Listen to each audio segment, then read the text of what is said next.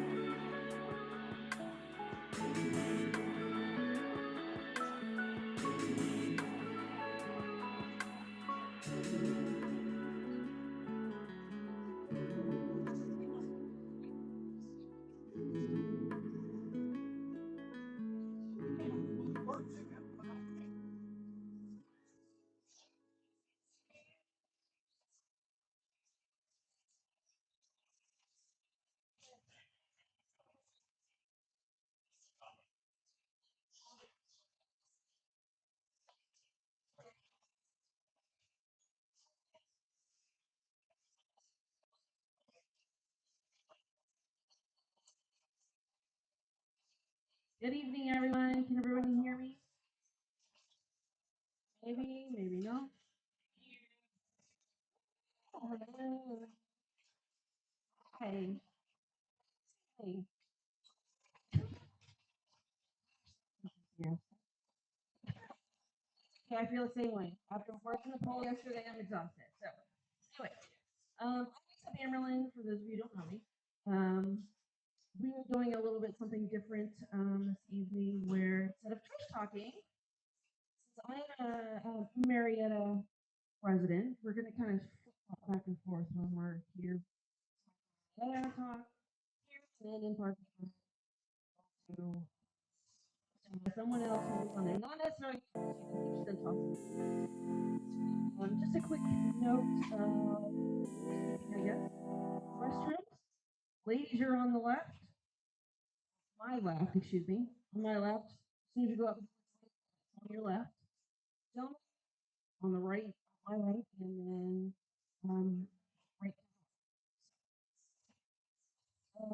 So thanks for coming out this evening. Any newcomers tonight? Yeah, please. Welcome. Did you have something, Lise?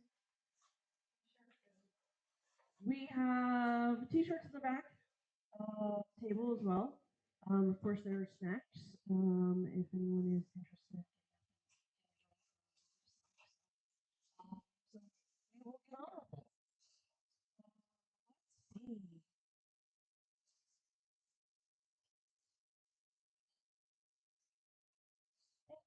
Values, your different perspectives. Value everyone. And everybody is valuable member of community because that's what we're building. Building a community to be strong together because obviously there's a lot going on. So thank you, everyone. So we're going to start off with teams. Right? So the election team would be me.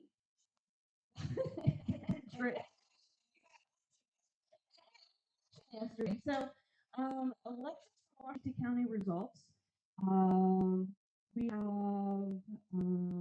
Allison Russo, who will be running for Secretary of State. Jennifer will be running. I'm always saying that wrong again. She'll be running for District 2 here in Washington County because we will be changing districts at the end of November from District 6 to District 2. County commissioners, they were that is running. It has been Brian Whalen on the ballot. He was not opponent. However,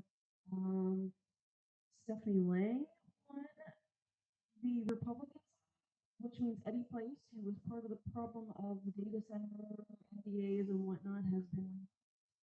So he'll not be running it. So let's see who else.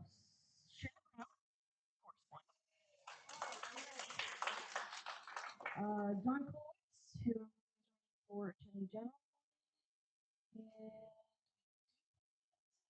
actually well tonight. And the biggest note that I can take away from what yesterday with Washington County is the beginning of yesterday's voting, we had 1,900 registered. We now have 29. Now, some of that is probably some of our people coming back from the last election of sheriff, because we did have a lot of people just from that election. So I think it's positive, especially there was 10,000 total votes yesterday, and having almost 3,000 votes in this county, in a primary, it's wild to see. Anyway, what county?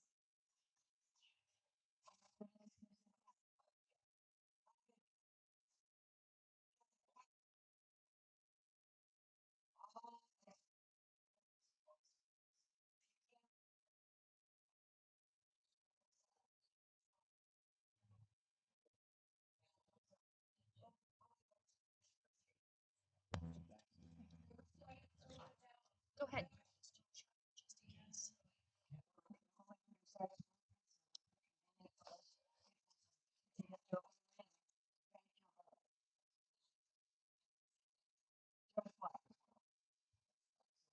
You can't go really, that's great. That's fine.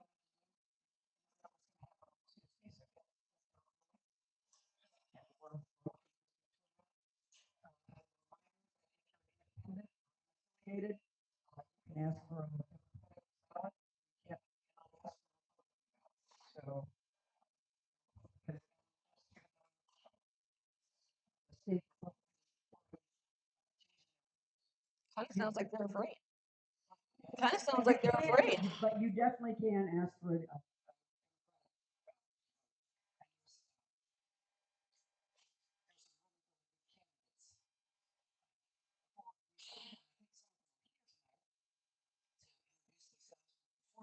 We are filling out an election team, and team.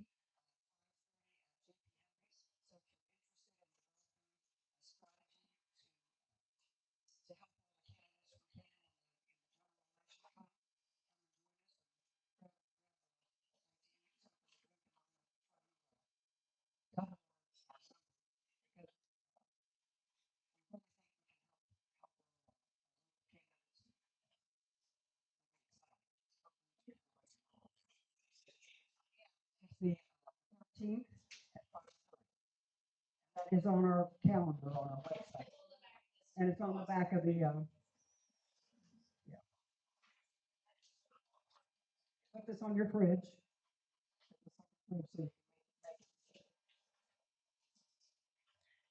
All right, so we're on to the candidates. We've got here.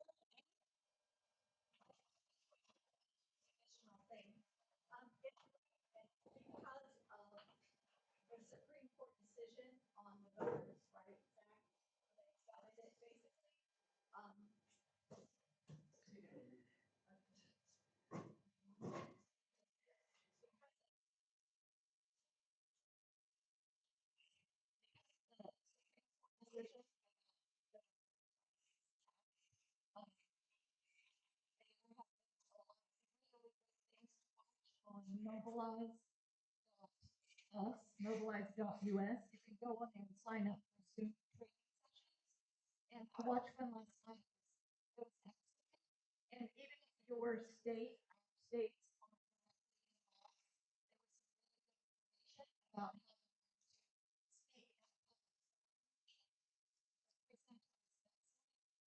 and also just information about the decisions, all of that. So they're going to be good to do that.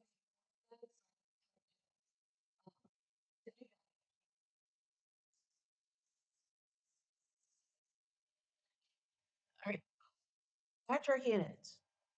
Who in the world is a candidate? Daniel. Or you can, yeah, you can come up and do it.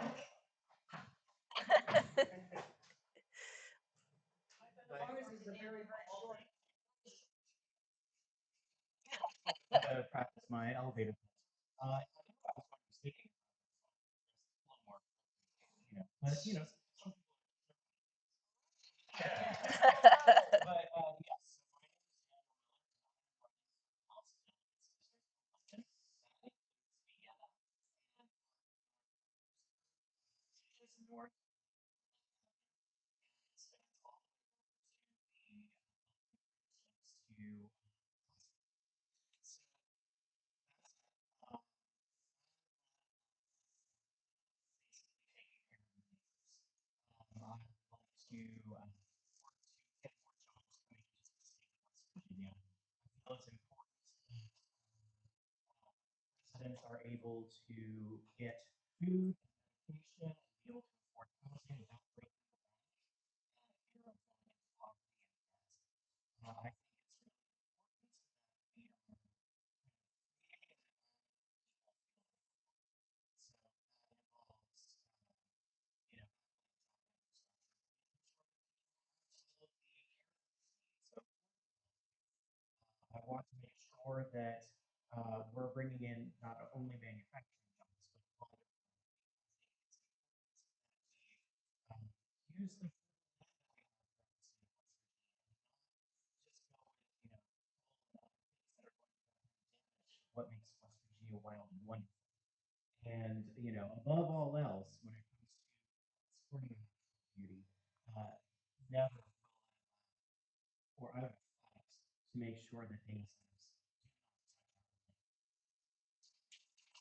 Thank you very much, and remember, Daniel for District. Thank you. So the recruiting team. Is there anyone from the recruiting team? Basically. Right. Well, we're gonna have a new member meeting. So, and it doesn't necessarily mean just the new members. I mean, I would encourage that anybody go because that way you can, get to know the new members and just kind of have a. I think we all need a little downtime to get together too. So, um, let's see. I'm very boring this evening. I'm sorry. I am so exhausted. I can't even think straight tonight. Again, election team. Um, there is myself and Trish, who are the leaders. Me in Ohio, Trish in West Virginia. That is for now. We would really, really love somebody to maybe want to kind of join and take over something. If this is what you really want to do, is to be really involved in voting, voters' rights, because obviously that's the only way we can change things for the better. Basically, is legislation. Legislation is where everything starts to improve all of our lives. So we would love to definitely have you there. Um, and did we? I'm brain dead. I can't even remember where we said we're having it. After that, JP Henry's. JP Henry's. All right.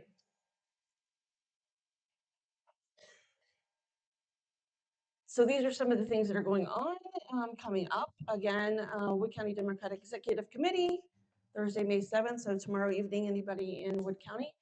Um, organizing meeting.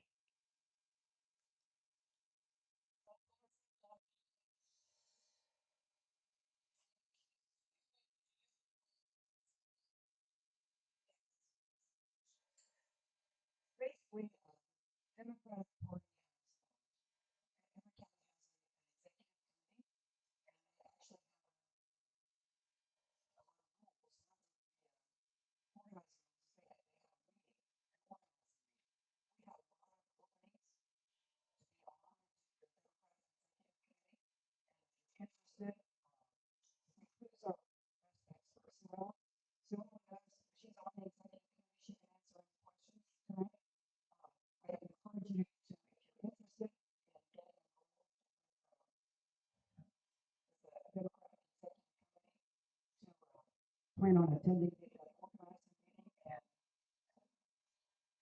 if you can, put your next to it to get nominated to be a part of that. And Sue Ellen is the resident expert on that. Tech team.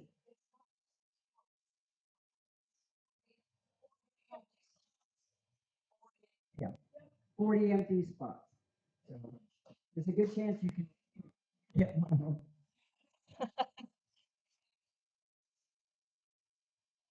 And you do have to be a Democrat.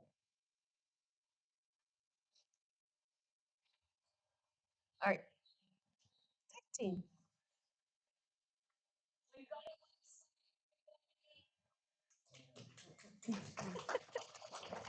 Very excited about it. Made it for us, and she did a very good job. You can go there. Right at the top has upcoming events, and if you click that, it'll take you to just everything we have. It's. I'm very happy. She did. I think she did.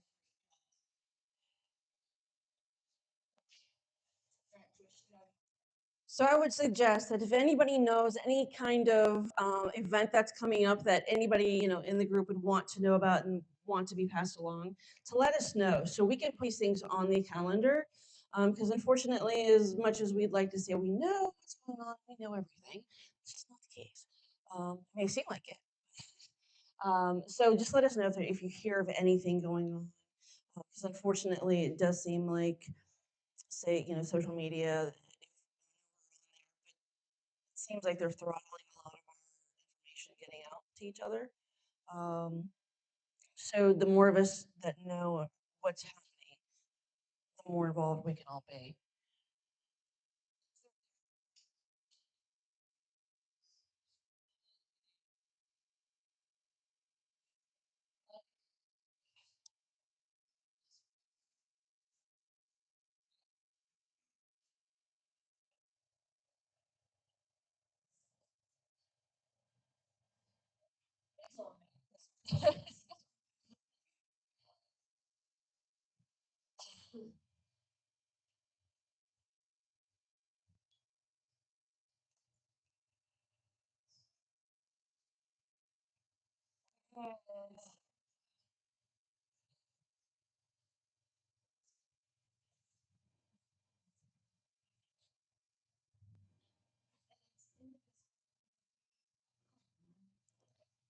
Yep, that's the site. Let's see. So speaking of calendar events, we've had quite a few things last month that were a pretty big deal. Things being one of them, obviously. And over a week or so ago, we had this fun event. I don't know how many of you actually got to go to this and see this. It was pretty neat to see, and neat to see kids that turned out. There were um, teachers telling the kids to come down to see this, and they're all a little upset that we feel that our um, civics isn't being taught in school anymore. So obviously that's a big item. So this was done by Backbone Brigade. They've had one or two of these across the country, and this was traveling through Ohio. And it's obviously a big, huge 18 by 18-foot banner of the preamble. And there were at least 4 drop cloths the size of the preamble that people could sign. And we used one, we didn't use all 4, but we had at least 5 people stop and sign this. And while signing, I actually had people sign up to for the petition for the data centers to be against installed data centers here in Ohio. So I actually have those. I just remembered that. So if anybody in here has not signed that yet and wants to do that, I'll have it for you too. So that was a really fun event, and I think if we can get more people to do these kinds of events, they'd understand really what we're about in our Constitution. No Kings was cold, but it was fun, obviously, and I think most of you probably were there. And then we had May Day, Workers Over Billionaires, last Friday. How many got to go to that one? Fantastic. Were you waving? um, then coming up next week, we have Singing Resistance at UU. How many of you were aware of Singing Resistance?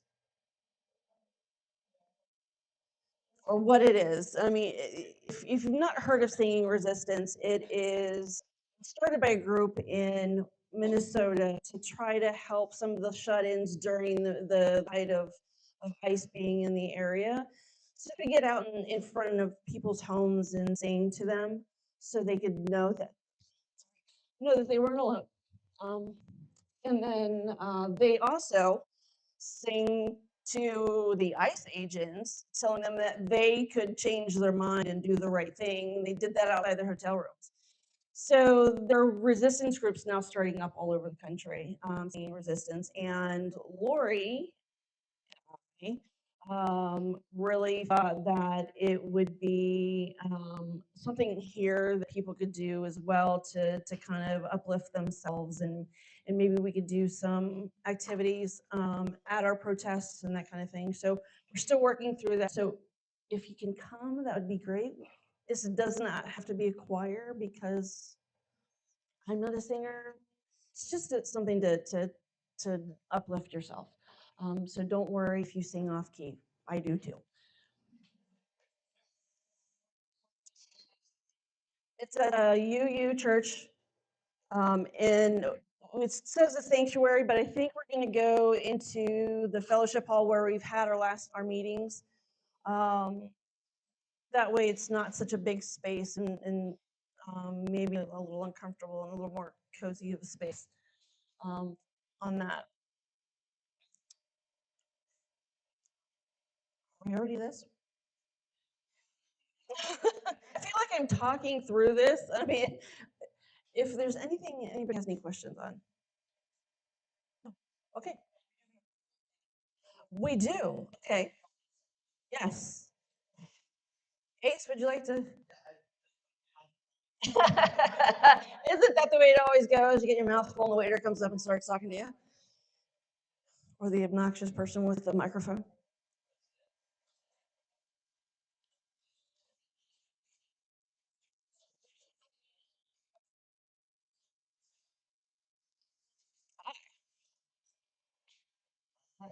How are Ohio versus West Virginia? Ohio. Hello. So some of the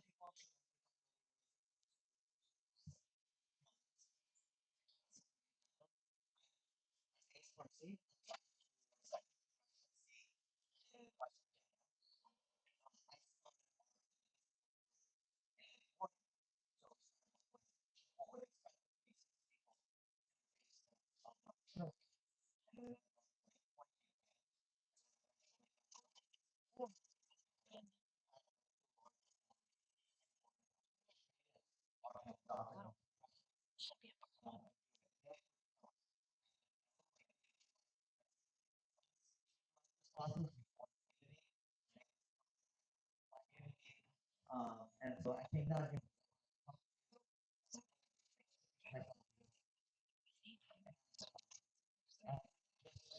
yeah, you're my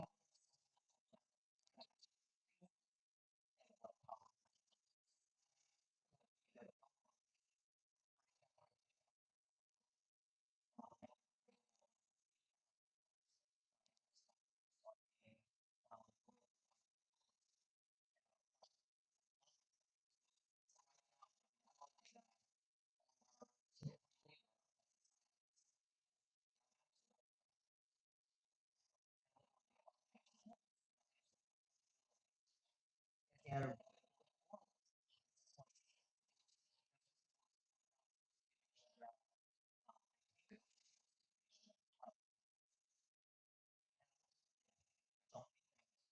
yeah, what recently, yeah, what happened in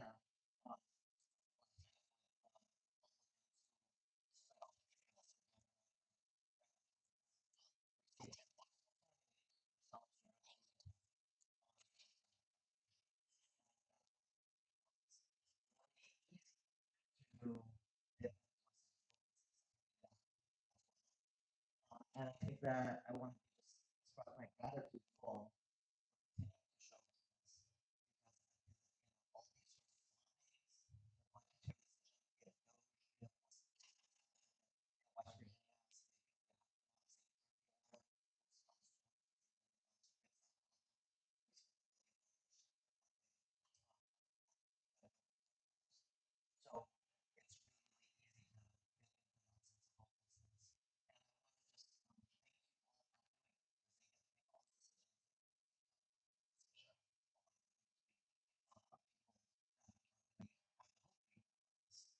and just one thing,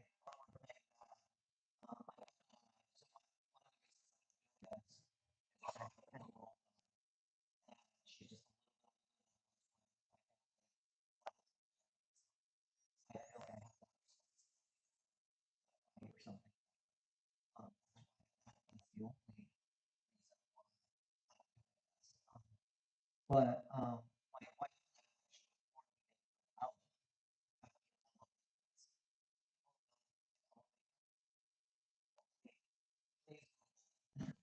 out so elevator is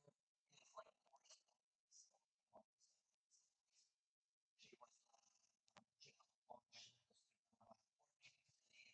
was she launched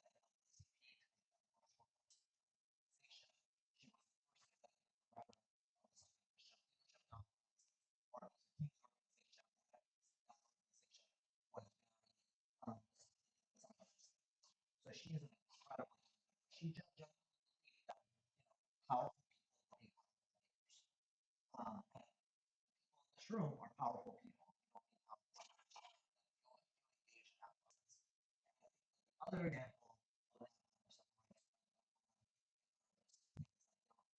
so many occasions of deep, deep darkness, lynching, people have to go and have morals to, you know, all different things.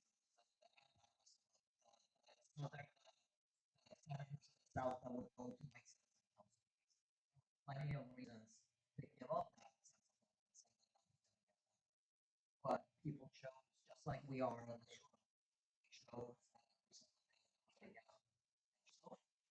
so it could get a lot darker.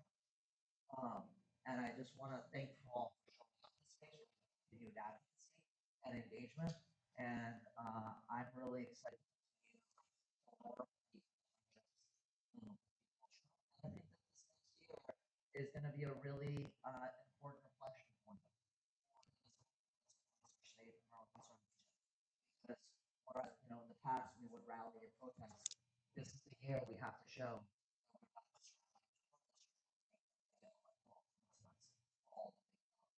And we need to do that. So we need to start thinking about like how are our candidates reflective of that? Not just me, but like, and you hold me accountable. How are we holding all candidates to be part of our movement? And so I'm really grateful to have made these new friendships in this space. I hope that those of you who are West Virginians will consider supporting me, but I don't consider this in any sort of way an endorsement of far larger than any candidate and always should be. You consider looking at our website.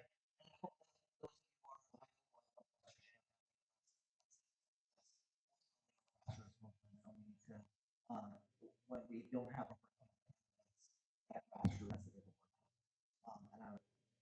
And I am like of that.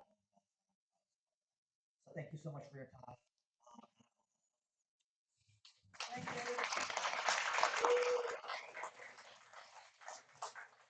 Yeah, Judy.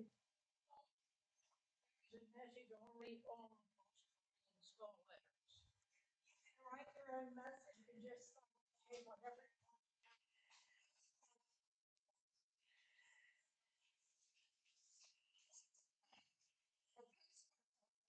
That you are. So donation, give us.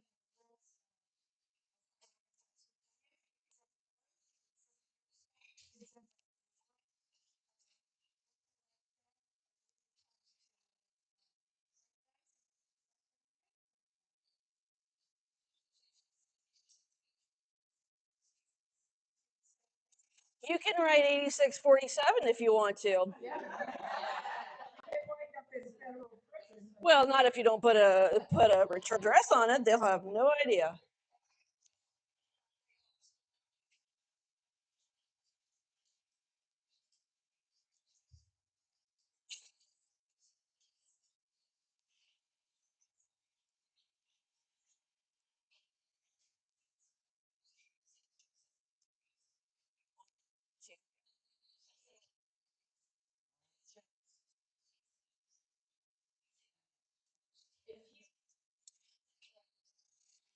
So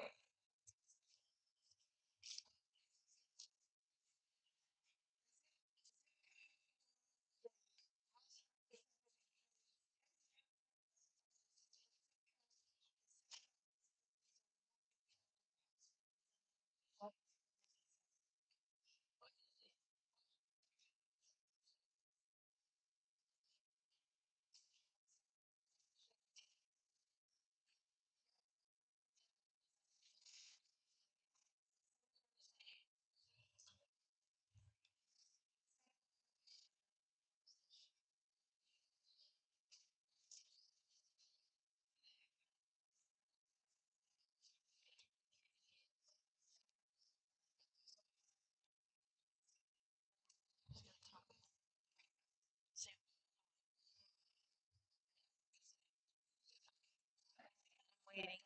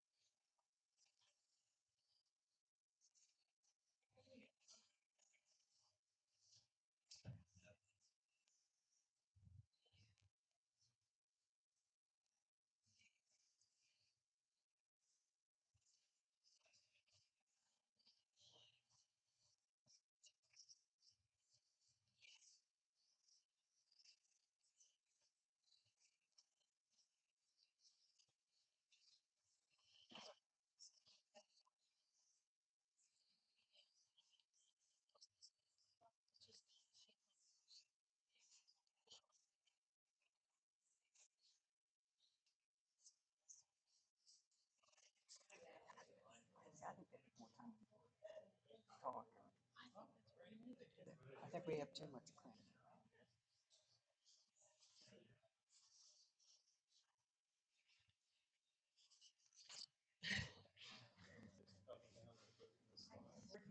And then there's a laser pointer on there too.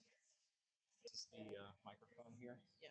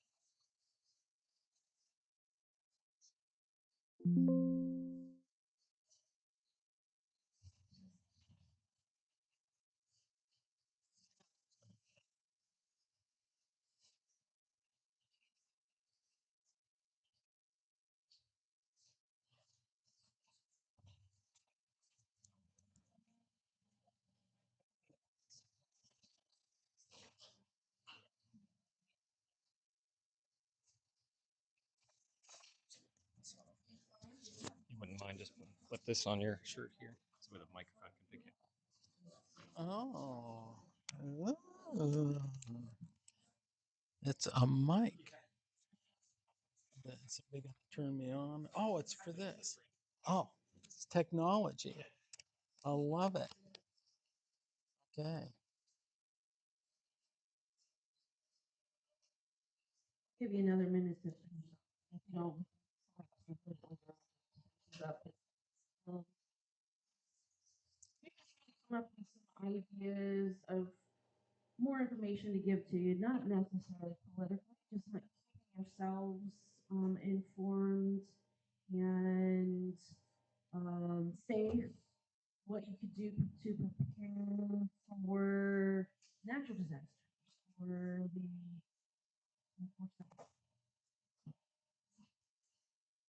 shortage of gasoline. Hopefully that doesn't happen. But we want to make sure people are prepared if something does happen. So it's one of the things that we're trying to have someone come in and speak to you on some of the ways that we can do this. And this is typical. I'm just going to go through give some ideas. I know I think Trish wants to say something first. Just briefly, Lisa M. created a handout to basic basic needs list. I actually had ordered a survival guide book that just came today. I'm going to give my son and for his family.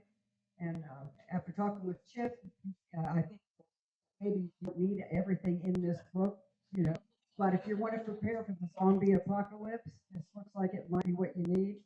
I had bug-in home survival guide recommended to me from somebody. I haven't read it yet, so I can't give you a personal recommendation yet. But I'll show you that you can get good books. You have to be careful because a lot of people are trying to sell something, and so I'm always on the lookout for trying to find people that aren't actually trying to sell. And with Lori, she's already been working on this. She's got some interesting, interesting home. What would you call it? Home. Yeah. have a bunch of stuff in our basement. We're starting to prepare. Major things are water is a huge part of it. A gallon of water per person you should prepare. And so as one box is a hand. And if you are getting the big, like 5 gallon water bottles that you get for the water dispensing machines, this is a cup that you can write down in there. And so you can pump out the water that way. So it's very easy, nothing technical about it, cheap and easy.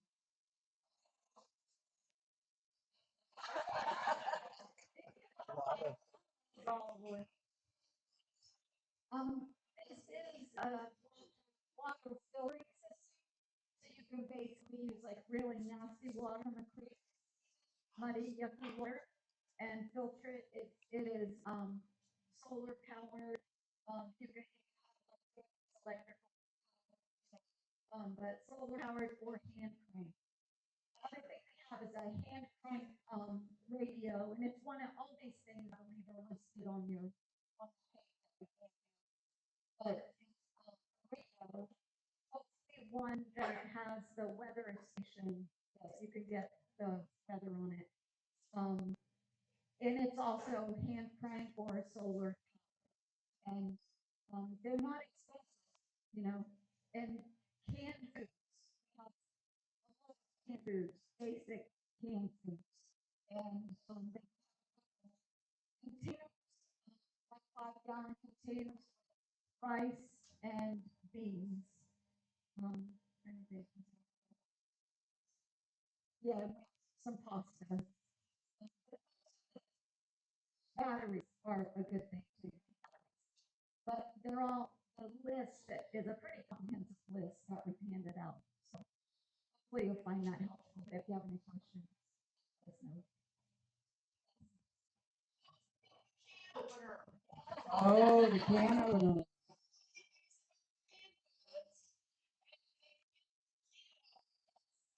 For that.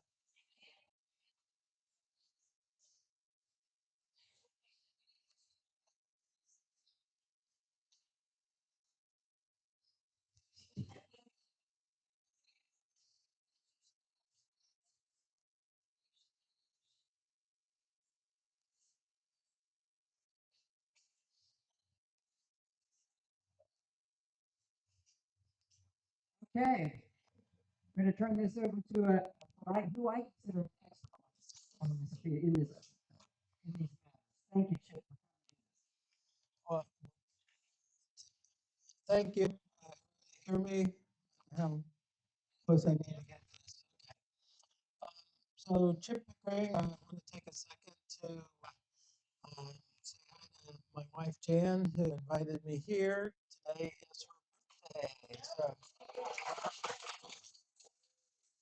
9 years old. It's, she's great. But so I certainly the paper I read through it is an excellent way to sort of get yourself in a mind of what are the things that I'm going to need if something would happen. And I think I'm going to be a little bit more um, dig into the concept a little bit and kind of let you think about this some more on a macro level. And it's, if you were a Boy Scout, they started with the concept of be prepared. That's your motto. And throughout your life, what does being prepared mean? And we'll kind of talk about that a little bit.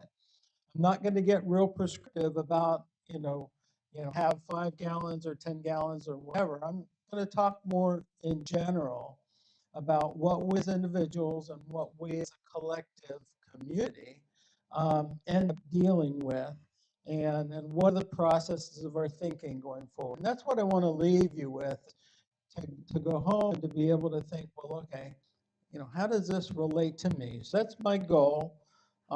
These are the organizations that I'm affiliated with, and Jan and I travel with the Red Cross. So our experiences going into communities that have experienced some sort of disaster, and we take care of the population and meet immediate needs while we, as the Red Cross, help them develop a plan for their own recovery.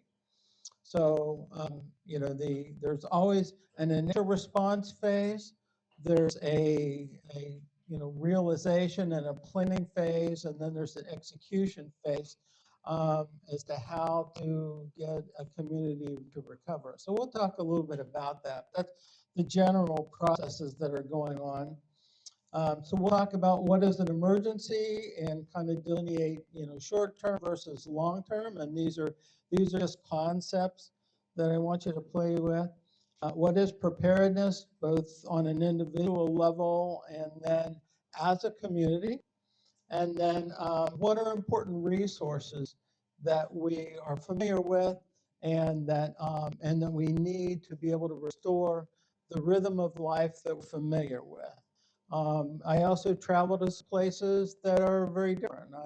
We go to some of the most remote areas of Africa and experience people without all of the resources that we have as Americans. They don't have water, they don't have electricity, they don't have gas, they don't have wastewater treatment, and they get along just fine. You can, but we've organized society around having these resources and having them fulfill our needs. So when those are disrupted, what do we do? And that's sort of the thing that I want you to be thinking about is, what are the disruptions here and what are the responses to that? So stop me at any time if I'm saying something. These are my opinions, and so if you've got a different opinion or want to augment that, I'm very open to this. I put this together this afternoon. So there's what is an emergency? And a definition is a serious, unexpected, and often dangerous situation that requires immediate action. If you think about all of the disruptions that we end up responding to, um, they're unexpected unless you're prepared for that. And we could talk about what that means. Often dangerous, but it's disruptive, and it requires some sort of immediate action. So you can kind of extrapolate that to a lot of the things that you've seen as a response. Um, we like to understand, and we've built ourselves with these artificial environments. Our home that requires energy, it requires water, it requires the elimination of your waste. All of these things, are artificial environments that we've created to be able to live in and make our life easy. And if those are disrupted, there's a period of time that it takes to restore that. And I think that is sort of the underlying concept of personal response is there's some situations that you ride through, and there are some situations that require, a longer term and a different response. Emergencies can disrupt these patterns. So the rhythm of your life is, get up in the morning, take the kids to, and do this and prepare dinner and all of that uses energy, it uses water, it uses power, it uses machines that make your life easy. And anytime you disrupt that, some people can adapt pretty well to that and some people can't. And we as a community then holistically need to understand what are the responses that we need to make to keep ourselves safe and to ride through that situation. And then what about our neighbors and our friends and people we care about? What are they doing? How do they deal with that? So there's not only a component of grab my dog and head for the hills, but what about grandma? What about my neighbor next door that doesn't have the resources to take care of herself or himself? So these are all things that you chew on with your life and say, well, okay, what is my response and what is my contingency planning? But an initial response is usually to identify the character of the disaster and the disruption, what an appropriate response should be. And if it's a short-term response, they require fewer resources. You know, you can ride, this paper actually talks about what happens if it's a 2-day. You've lost your power. You know, Williamstown, Parkersburg is hit with a huge storm. And once you disrupt the power, then you're disrupting water supply, you're disrupting the wastewater treatment, eventually natural gas that's going to go. And so you could have this cascade of events. That's going to take longer term response. So it's going to take the community, you know, several weeks to be able to dig out of that, to get all of these utilities back online, get the rhythm right, get the water treatment. You know, that's a different response than, you know, a power outage that might last 4, 6, 8 hours. And the power company is getting a lot more responsive about that. I mean, if the power goes off, you get a text that say, "We'll have it back on in an hour and a half." Somebody hit a pole down on Highland Avenue or something like that. So they're a lot more responsive, but they're queuing you up. Okay, is this something that you've got to take some action on because it's going to be out for 24 hours? Or is it something that you can turn around and ride through? Go to your neighbor's house if it's cold, and you know, in an hour and a half, we'll have your power back on. So this is the community getting better about communicating to you, you know, what the rhythm of that interruption is going to be, and how you need to individually respond to that. So that's the first thing, is the individual response takes communication. And so when we would go in as a Red Cross, and the first thing you do is you characterize the event. You know, what is the impact to the community? What is the capabilities of the community to be able to respond to that? What are the additional resources that are going to be coming in to be able to support that? How do you organize and deploy that? So we're a part of those decision making, but there are groups that are actually the first responders and that are trained to be able to do that. And our role is typically supporting. But those are the questions that we ask. So you can have that, you know, at a small level, individual level, is, okay, my power's out, what's going on? How long is it going to be? You know, if it's going to be more than 8 hours, what do I do on my refrigerator? What do I do about? So those are things that you're initially, you know, what's the character of this, you know, upset, of this emergency, of this situation, and what is an appropriate response that I need to take? So those are the, you know, I'm organizing what the thoughts are as you go through this situation. So I'm going to introduce a couple terms to you. Preparedness. Preparedness, you know, in my perspective, is anticipating situations that could cause emergencies, that could cause these disruptions and other stress to populations. And we can talk about whether human beings are the only thing that we're interested in, or a wider population in our communities, and of animals and in the ecosystems. And then prioritize our behaviors and resources to be able to respond to an emergency. And these are the type of conversations that the emergency management teams have, that, you know, the Red Cross engages in. Okay, what are the types of emergencies that we typically have, and how do I anticipate what those are going to look like and then respond to them? Prevention includes putting systems in place to mitigate.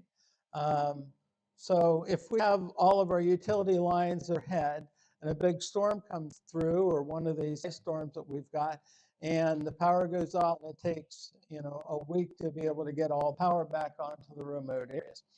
We could have prevented that by burying these lines. And so these are things that cost money, they cost resources, they cost time, but, you know, if it's a significant enough hazard, we can do something about that. We can be prepared for that. And, you know, we'll talk about, you know, emergency generators, batteries, things like that for your home. Those are things that, you know, they take resources, but they allow you to respond differently and mitigate the effects of these, you know, upsets and disasters and problems later. And then slack resources. And you know, whether that's money, whether that's, tools and equipment, whether that's generators, whether that's a vehicle, whether that's batteries. Select resources are the things that you need to be able to respond to that. If you don't have the resources that you need, you decide to leave town, but you don't have any money. These are all things that having slack resources, having these emergency funds, having these things available to you. They don't have to be in your garage sitting there, but that's how we prepare for emergency. We can either prevent issues from happening if we can anticipate them, or we can assign slack resources, say, well, if this happens, then I'm going to go do this, and I'm going to respond in this way. So these are the, preparedness is anticipating what might be going on. Preventing it is if it's significant enough, maybe we need to prevent that from happening. And if not, then, well, okay, I'm going to have some resources around to be able to mobilize into these things that happen. The Red Cross has 6 regional warehouses full of water, food, pots, things like that. And as soon as they see something coming and can characterize where they're going to hit, they send 20 semi-trailers and start picking these up, and they rush to the scene. If it's going to hit Florida, they'll stage in Atlanta. They've got slack resources there because that allows them to be able to respond to emergency. So if you can take that down to your level, having water sitting in your basement and some food are slack resources. They're things that you're not going to need now, but if you should need them, it's been important enough for you to have them. And you can't respond. You can't go out and buy food on the day that everybody else is buying food because the thing is about to hit or the thing's already hit and you missed the window completely. Resiliency is the ability to respond to various types of disasters and be able to recover quickly. Resiliency is built into the systems that you have. Redundancy, typically. Do I have a couple different ways that I can be able to cook my meals in case something goes wrong? That's redundancy. If you don't have redundancy and your power goes out and your electric stove is off, you don't have the ability to be able to respond to that properly. So redundancy gives you, or resiliency gives you the ability to respond in different ways and to get around the things that you did. And then sustainability introduced the concept of, well, let's do this in a way that we're not impacting future generations, that we're doing it in a way that's sustainable and that makes sense to the environment, to the other members of the community, and to the people that we're working with. So just kind of an extension of the term as you're starting to think about, okay, what are the perils that I would have? And then how do I consider preparing for those? Resiliency, allows you to build more robust systems to be able to respond in different ways. If you're in a hurricane zone, instead of planning on having your roof ripped off and then replacing it, build your home out of something that's going to be able to withstand that. That's the concept of resiliency is to anticipate what's going to happen, what are the hazards, and then building a robust system to be able to do that. And sustainability is to do it with an eye on the environment and the future generations. So I want to introduce the concept of community because really the way we've organized our lives, we live as a member of a community. Your home doesn't operate without electricity. Your home doesn't operate well without water. We've organized ourselves to be able to transport ourselves in these vehicles that require maintenance and fuel and things like that. And so if you take all of these things away, we organize ourselves around having this. And the community builds the roads, they give you the power. Communication is all now oriented around cell towers and things like that. And if you can imagine a significant storm coming through here and wiping all that out, you no longer have any of those things. And it's going to take a while for that to be reconstructed. So but is the concept of a community. You know, you're not an individual battling this out by yourself. You're a part of a community that's helping to put your community back together again. And that's really, as I see disaster responses, you know, halfway around the globe, it's always, well, okay, how do we as a team figure out how to put things back together again?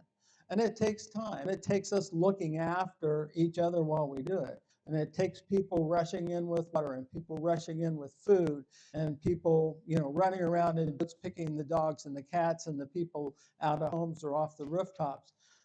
It's what we do as a community. And we organize and we respond. You've got to be able to have your own resources to be able to be flexible.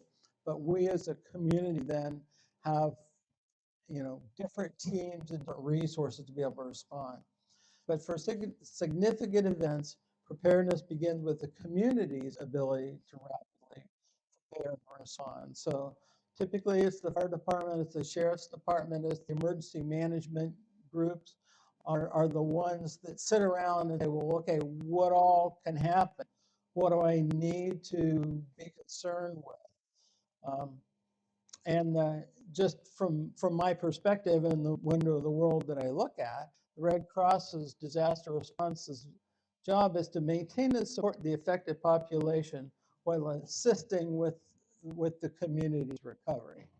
So if you think about that on large scale, this is the window that I'm looking at this from. Different types of events drive responses based on the amount of warning. So are you going to get a warning for these various things where you can bunker down and you know, collect some water and do the things that you need to do, or is this going to hit out of the blue and you don't know? Who are the affected population? Is it a large swath of the population? I mean, have you flooded all of New Orleans, or have you had you know, a tornado blow through a community and rip a bunch of homes apart? Each of those responses are very different, you know, based on the community's ability to respond and to support itself. Utility disruptions are important. I mean, we've been in communities for 2 or 3 weeks because they didn't have power. And if you live in Houston in the summertime, we've organized our lives so people can't live in their homes without power. So it's a, you know, very different to be able to respond to different types of disasters and access community resources. How long does it take to put this back together again so that a significant portion of that community can get back home? And then what are the residual people going to do in the interim period? Individual preparedness involves anticipating the events that can happen in your particular area. So, you know, what are the perils we have in the Mid-Ohio Valley here? And those are considered risks, and then position ourselves to be able to ride through or recover from those incidents. So we've got an individual response, and then we've got a macro response. You know, I've been in meetings where the emergency management team turn around and thrown out a scenario. They call it a tabletop demonstration. You know, what if, you know, a train car loaded with chlorine ended up derailing in Waverly, West Virginia? What are you going to do with this population? What's the radius of the affected area? Where are people going to go? The emergency management team are planning this out. We're sitting at the table going, okay, well, I would have to have 2 shelters in St. Mary's, 2 shelters in, you know, Wayne down in Parkersburg. And, you know, what's the population times 30%? Okay, that's how many people we're going to have to feed and house for 2 weeks while we, while this situation put back together. So you have on a larger scale, you know, these are the type of plans that we do as a community, but you individually, well, okay, you know, different types of disasters that you might be hit with as an individual. Are you sheltering in place in your home, or are you going to grandma's house 2 states away? And if so, or if not, you know, do I have enough food for myself, for my dog, for my cat? You know, these aren't things that we normally sit around and think about, but it is good for into preparing characterize the different things that could be happening. What are the possible events? What's the character and severity? What's the probability of those happening? Do I get any warning for this? And then what's the duration of the event? And then what is my response going to be? So it's a good mental process to put yourself through to say, well, okay, under these circumstances, what am I individually going to do?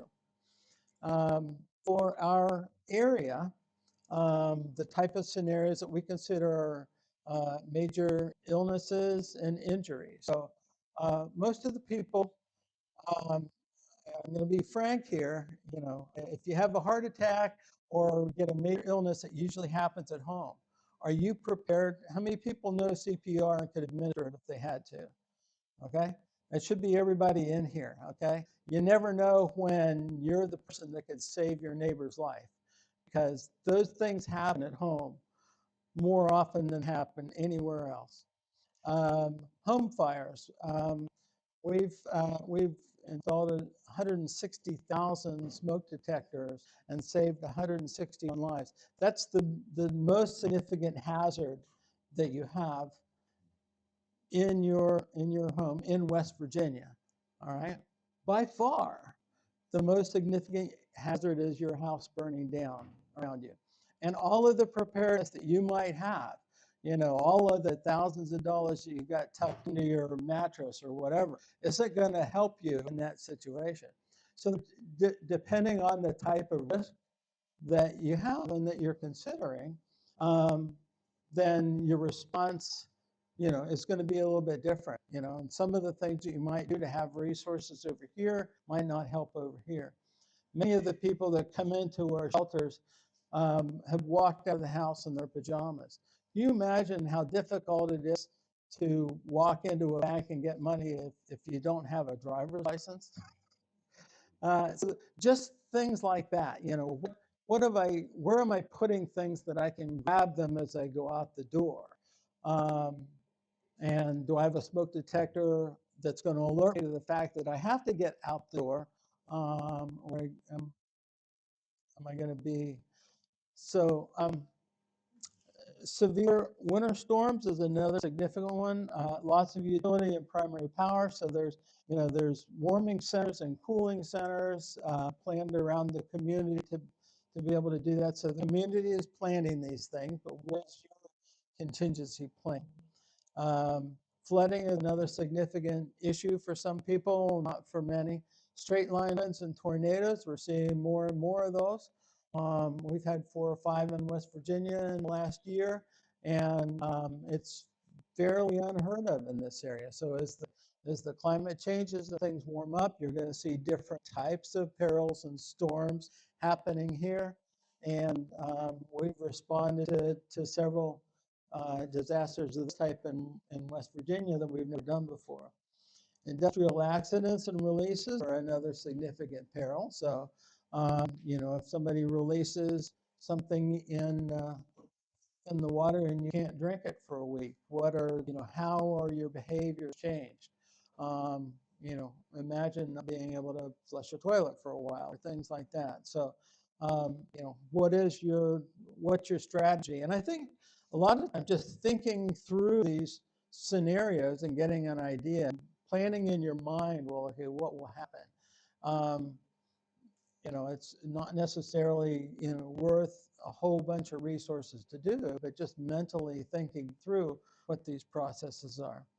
And then pandemics and epidemics. And those are game changers. Well, okay, the kids aren't going to school for a while. Well, okay, how did that disrupt the life and how do we adapt it? So as a community, we adapt around that. But those are things that, if you're mentally prepared and physically prepared to respond properly to those things. Those are the significant perils that I've identified and experienced in the state. So could be others. That's certainly my disclaimer here. Preparing for different events looks different. So you're not going to be able to build a robust castle around yourself and say, well, okay, I've got everything that I'm ever going to need forever. But just consider the most significant things and what your response might be.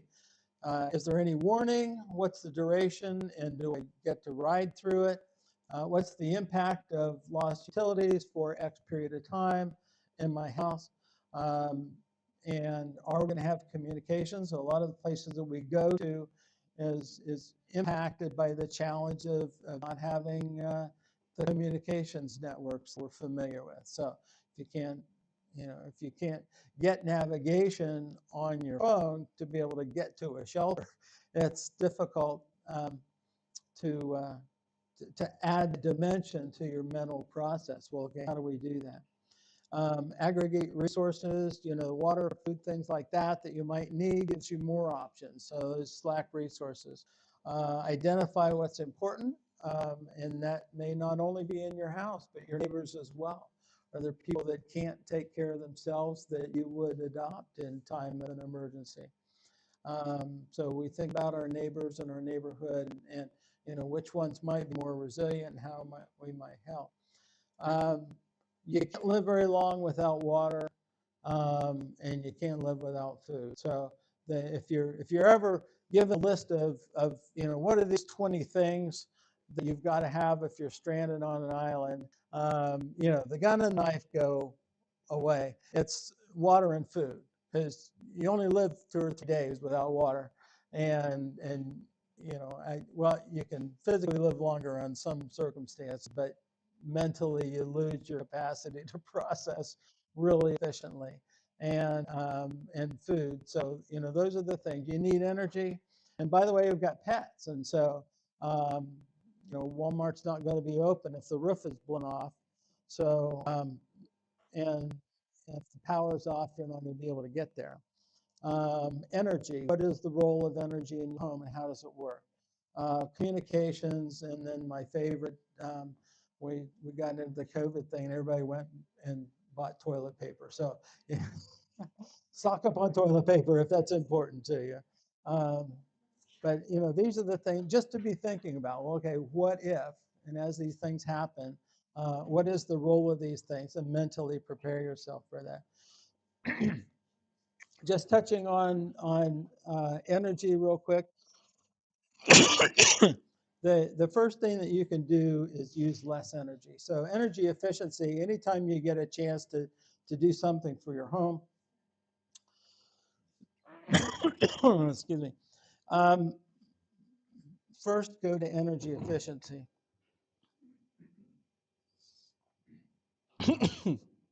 Sorry. Good time for questions.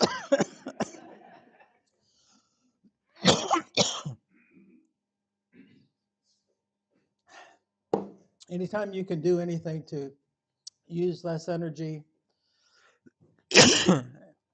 use natural and resilient products.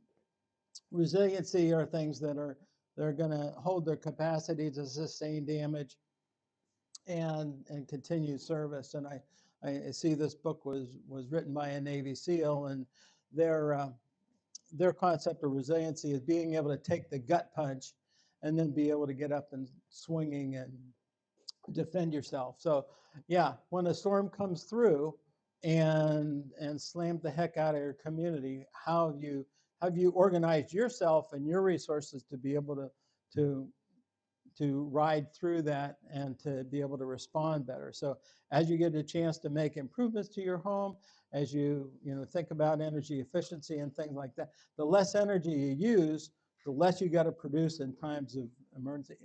And most or all energy efficiency improvements pay for themselves over time. So you're doing yourself a favor as you do that.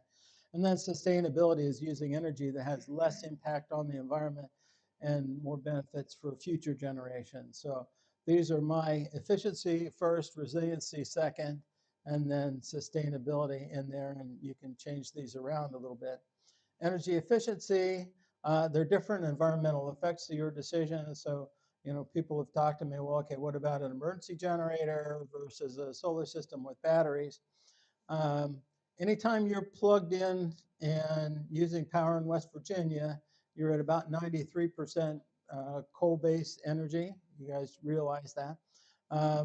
So you're using, or you're creating about 820 tons CO2 equivalent per megawatt hour. And an average person uses about a megawatt hour a month. So as you know, you're producing 1,600 pounds of CO2 just by plugging things in. Natural gas generators even higher than that. So if you get a natural gas generator sitting out there and say, well, I'm going to run that for a while, it's actually worse for reasons that we could discuss. Solar and batteries are 0.041 tons. So you're a 20x factor more efficient over time with solar and batteries. And it's an energy source that will pay for itself too. So in the savings. So 12.3% of solar systems have batteries attached. So it's an option now. And this is what it looks like in your garage. So these are solar inverters, and then this is a battery system that will give us 24 to 48 hours of power in our home. And increasingly, this is an energy source. So this is an electric vehicle. There are currently 2 models of electric vehicles that are called vehicle to home, so that are generating out into the home and can support an entire home. And then 2 more are vehicle to load. And so you're going to start to see this more and more because these electric vehicles are running around with huge batteries in them. And if you don't need them to be transporting this, 4,000-pound machine around with you to go to the store, then plug it in your house and power your house. So this is the energy source of the future. So it's here, but it's going to be increasingly more available. And so if you're interested in knowing more, so this is a good sheet. It's a good place to start.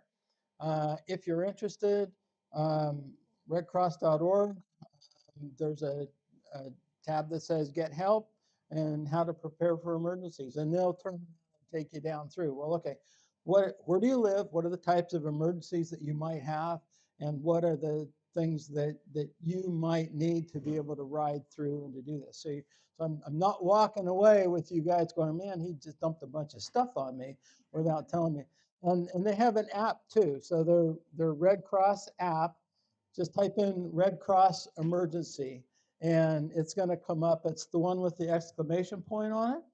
And so you download that app and you walk through and do the same thing. Well, okay, where do I live? What is the type of peril that we tend to have here? And if I were going to do that, what's your recommendation? So somebody's already thought through all of this, given you an idea of what your individual response might be, and then has those things that they're offering in the same way that the sheet that was handed out. So this is me and what I do. The only other thing that I'll say is if responding to other communities in their time of need is something that's interesting to you, I'd be glad to talk to you, or Jan could talk to you about what it means to be a volunteer in the Red Cross. It doesn't mean you have to go fly into Guam and take care of things, although you can, but it means knowing what to do and how to do it when your community is hit with a disaster and we need someone to open a shelter in the Methodist Church in Williamstown, or at Marietta College. And are you going to be able to jump in and help? So I'm open for questions now. Yeah.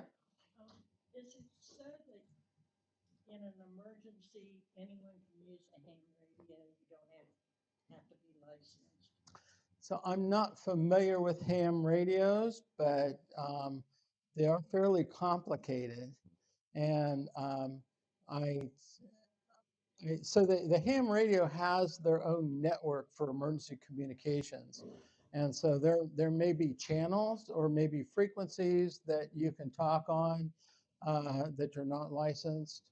But I think there's there's an emergency network of ham radios, and IEEE, which is the Institute of Electrical and Electronic Engineers, also manages a communication network using that same thing. So I would say as a rule, probably, don't go jump on a ham radio and try to talk to somebody, because I think it's a lot more technical than that. Yes.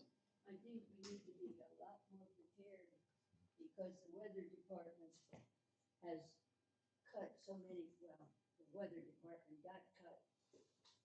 I think it was Kansas or whatever, just had a tornado and no warning because Yeah, the National Weather Service is not at the level of service that they used to be. So it's a real good point. And not only do you have the weather changing on a global basis, but what are the local effects? The devil's in the details. It's all about, West Virginia is starting to see things that we've never seen. So you can't really characterize those if you don't have enough of them to develop a pattern or a rhythm for them. But if things are happening and you're used to somebody giving you, 2 hours notice or 15 hours or 15 minutes notice, or, get down in the basement, and then it doesn't happen because, those people weren't there. It's certainly a part of the hazards that we face, and we probably should adapt accordingly. Yeah. And the Red Cross has another app for that. Jan, what's that one called? The one that goes off all the time. Yeah, it's the emergency app. So you can plug it in and say, follow me around the country. And then if you're in Florida and there's a peril coming on, it'll beep, beep, beep, beep. And by the way, you're about to be hit with a windstorm, take cover. And so there are tools that are being created, and then there are some that we've always relied on. National Weather Service, NOAA, a lot of the resources that the government has always had to help with it are either being replaced by private entities or not being replaced at all.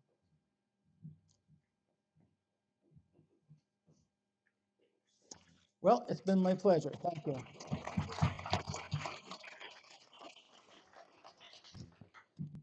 Okay, we'll just do a couple more things here, and then we'll wrap up real quick. One of the things that we had tossed around is kind of going in with what Chip was talking about as far as emergency preparedness. We were thinking about maybe doing a separate meeting with someone that can give us more detail of the kinds of things that we need in our home that would be best, or how to make resources last a little longer, maybe some gardening tips, things like that. So we're kind of curious how many would actually attend a separate meeting to do kind of like a prepper exercise. So not a big response there, but okay, we'll keep in mind. We'll see what else we can come up with, and to maybe have something a little separate. Maybe if it's just gardening, because we'll just to grow our own food. Sometimes it's a little tough to get ideas on how to keep the deer away or the rabbits away, or the right types of fertilizer, that kind of thing. So we'll work on that with within the group and see what we can come up with, and keep you all informed. Pride Fest, June 13th. This information will be on our website as well. Can somebody give more information? All right. So this is for Pride Fest. It's put on by Parker every year. This year it's going to be on June 13th. And right now we are in our fundraising stage. So there's two things. The first one is that quilt. Yeah, colorful thing. That is a quilt. It's huge. It might be king size, but it was made by Brian McCoy, who owns Bolton Porters out in Parkersburg, and he donated that to us to raffle off. So if you'd be interested in winning that quilt, the raffle tickets are $10 each. and you can see me if you want a raffle ticket for that. The drawing will be on June 13th. The second thing right up there is we are still looking for sponsors for Pride Fest. I think the deadline for that is the 15th of May. So if you own a business or at all interested in sponsoring Pride, they take any amount of donation on their website. But if you wanted to be a sponsor, it's kind of hard to see up there, but that's like the tier list. It starts at $100 and you get a mention, like shout out, and you get shout out on social media, like all the way up to getting your name on t-shirt. Some of them interested in informational package that has so we'll have that here. Thanks, Kelly.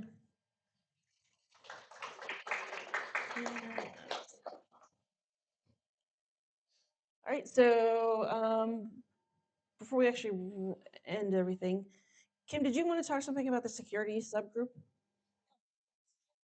Carol, were you going to speak? She's like, what?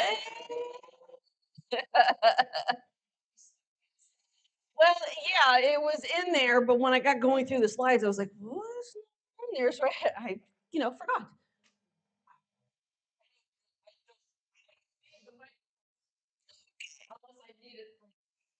No.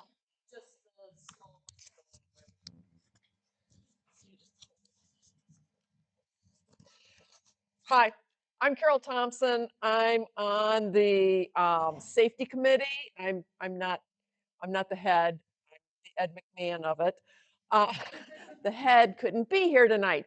Anyway, just wanted to say that we are at every event. And if you notice, you'll see some of us have yellow vests on and some of us have orange vests on. And it's because the people that are in the orange vests have some sort of medical training. Some of us are nurses or retired nurses. Some of us are like on the safety teams at their places of employment, some of the plants and such.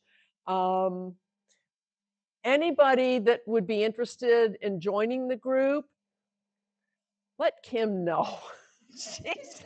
I don't have that. But, our big thing is just kind of keeping an eye, there's Kim, keeping an eye on everybody and trying to keep everybody safe. We've had a couple of incidents where somebody fell down and got hurt. Sometimes you'll see us acting as crossing guards. We're just kind of there to try and help people be safe and intervene if there's a problem. Most of us have had there's some retired teachers on there too. Most of us have had some sort of de-escalation training. That would be the nurses and the teachers most likely, because that's half of our jobs. They also offer de-escalation training through Indivisible by Zoom, and they usually offer that. Well, it's been before every major event. There's been a Zoom training. Anybody can do it, but if you're on one of the safety teams, it would be good to have it. It would be good for anybody to watch it. So if you see it, watch it.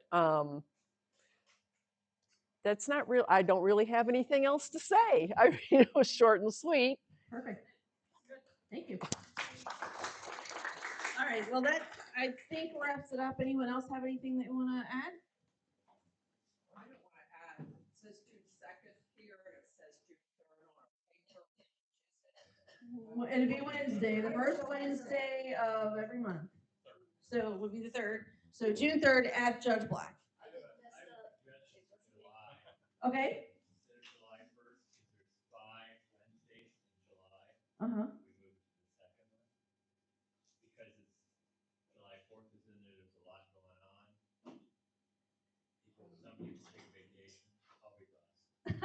You want to make sure you're here. We want to make sure you're here. Well, I would say since it's a couple of months away, if the steering team committee can kind of give a, yeah. That would be moving it to the 8th. Yes, yes, I understand. My church is Canada Day. Well, there you have it. So we'll keep it in mind, and we'll make sure if we do change it for any reason, we will put it out there on socials. And obviously next month at the next meeting, we'll let you know by then probably. Maybe we'll have the right date. Yeah. All right. Anything else? All right, we're adjourned. Thanks for coming, guys.